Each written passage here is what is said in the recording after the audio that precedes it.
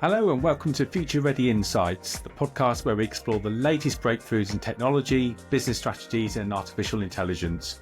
Each episode we dive into the trends shaping tomorrow's workforce and uncover actionable advice to help you stay ahead in a rapidly changing world. Whether you're a business leader, a tech enthusiast or just curious about what's next, we're here to guide you through the innovations, challenges and opportunities that define the future. And if you just discovered us, please like this video and subscribe to the channel. It really helps us.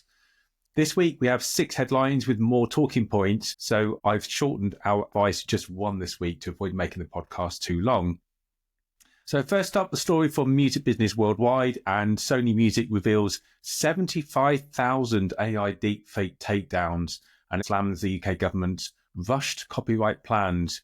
So Sony Music this week recently disclosed that it's issued takedown requests for over 75,000 AI-generated deepfake recordings featuring artist Harry Styles. 75,000, so that gives us an insight into the scale of this problem. This comes amid the UK's proposed copyright reforms, which we mentioned a few podcasts ago, and it aimed to introduce a text and data mining exemption.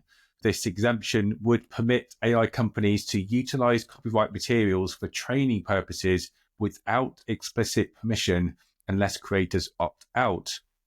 Sony Music has criticized these proposals as rushed, unbalanced and irreversible, expressing concerns about potential harm to the UK's creative economy, which contributes about nearly $8 billion annually. So it's a big deal.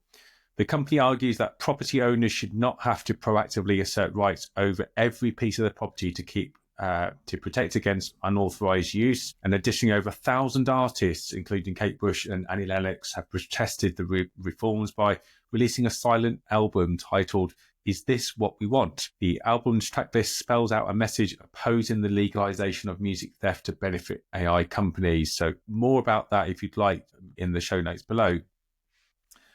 Next up, experts warn of potential AI financial bubble. So this is probably no surprise at all. It's a headline that pops up every now and again. At the South by Southwest conference in Austin, experts cautioned that artificial intelligence is experiencing a financial bubble, with technology being overhyped and overvalued. They drew parallels to the dot-com crash of 2000, warning that heavy investment could lead to significant financial losses if the bubble bursts.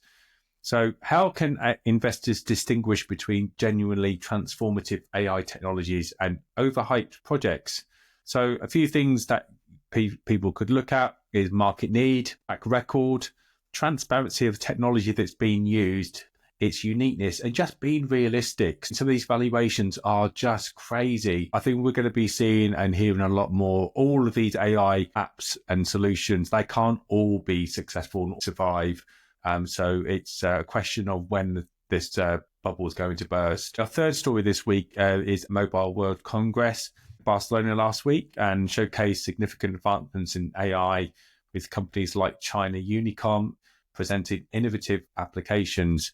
So the developments highlight the rapid integration of AI into various tech sectors and the global competition in AI technology. But according to Fortune, there was also hints of desperation, with some early fears that investors are moving away from platforms such as Meta and Netflix and moving to OpenAI and the large language models to invest their money there. This is an interesting glimpse at maybe the beginning of the end for some of these more traditional platforms.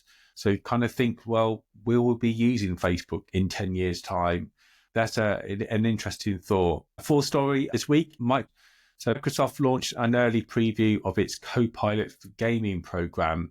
It's an AI-driven companion designed to assist players with game navigation, skill improvement, and social connections. While the tool offers features like suggesting Minecraft crafting items and providing strategy guides, the concerns have arisen regarding to its information sources and impact on social gaming interactions. How do you think this might change the gaming experience for players? This story reminds me of the whole debate about cheating.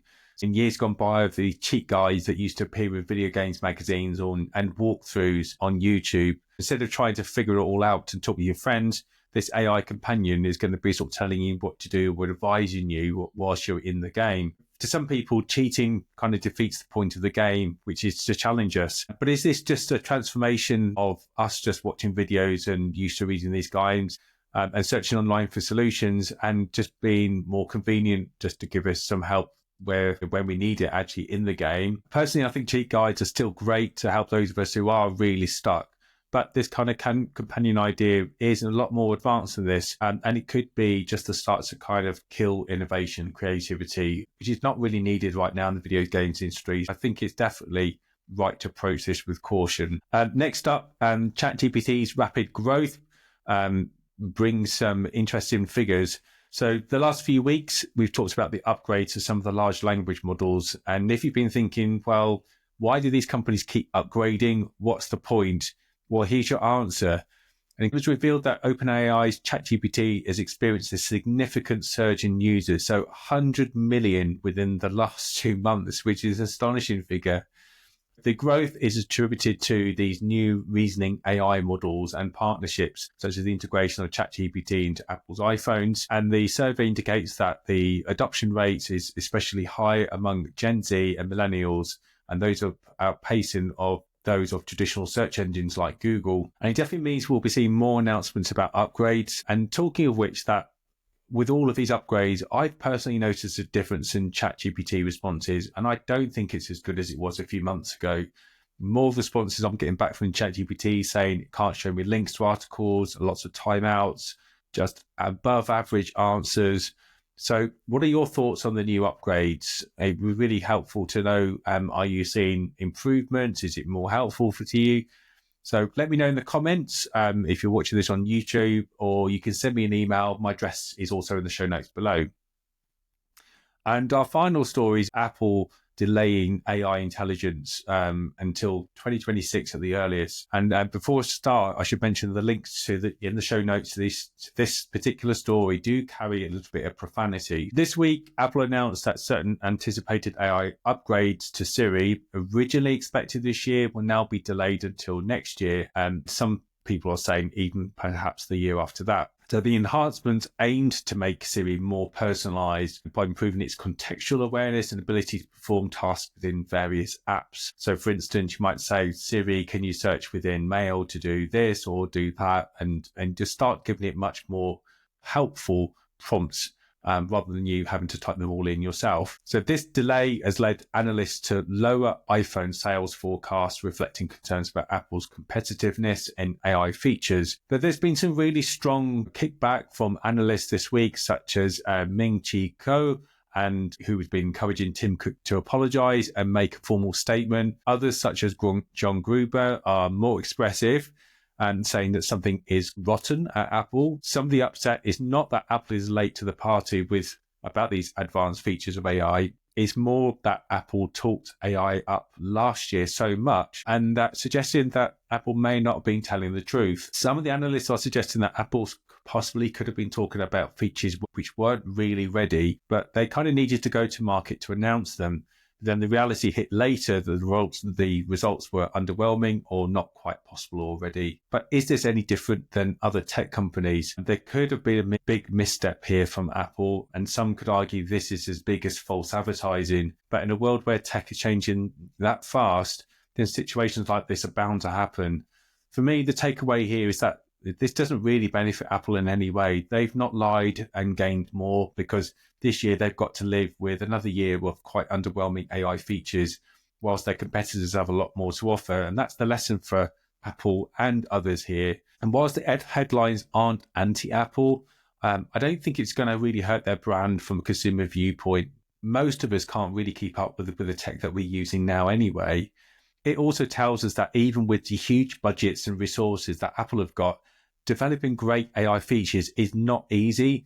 And though we have to wait longer, the result is going to be probably more beneficial for us rather than rush out features that are quite half-baked. I do think the media and analysts are like these angry kids that are demanding and expecting Christmas every single day. And to me, that's just definitely not a good trait for society. But what are your thoughts? Do you even care? All the links to the stories I've discussed are in the show notes below. Do let me know your thoughts about any of the news stories we've talked about, and feel free to share links to interesting news that we should talk about on future podcasts. And now on to actionable insights for business, real tips and guidance in business and tech areas for you to use in your role in organization. And I'm glad I'm just talking about one. Great leaders listen more than they speak.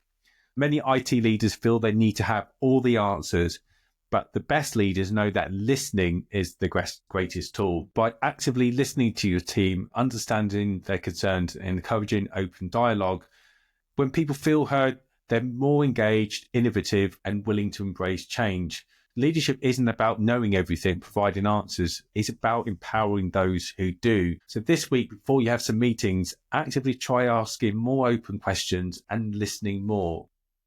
That's it for this week. If you enjoyed this edition, please like and subscribe. It just takes a few seconds and it really helps us reach more people.